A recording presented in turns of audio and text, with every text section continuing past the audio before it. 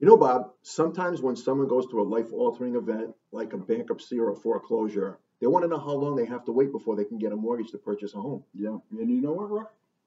Let's talk about that.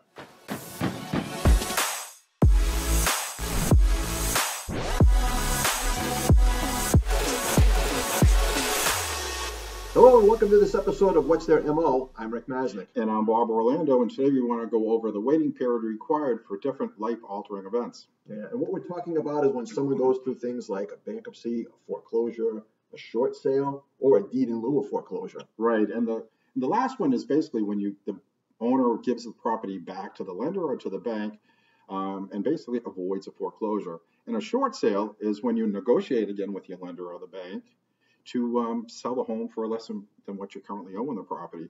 And we saw a lot of that during the financial crisis back in 2010. That's true. And if you didn't know it, there are a couple of different forms of bankruptcy. The one you initially and usually petition the court for is a Chapter 7, which is where you wipe out all of your debt.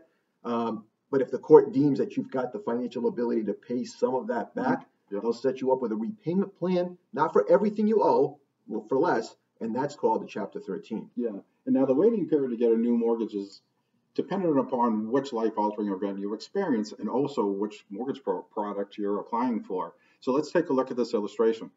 Yeah, you can see that in every instance, obtaining a conventional mortgage requires a longer waiting period.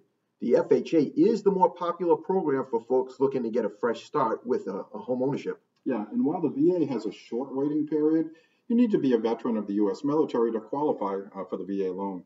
Yeah. So as always, if you found this information useful or helpful, please like, share, and subscribe to our channel. If you know someone else that this information could benefit, please pass it on to them. But for now, that concludes this episode of What's Their MO. I'm Rick Masnick. And I'm Bob Orlando, and we'll see you next time.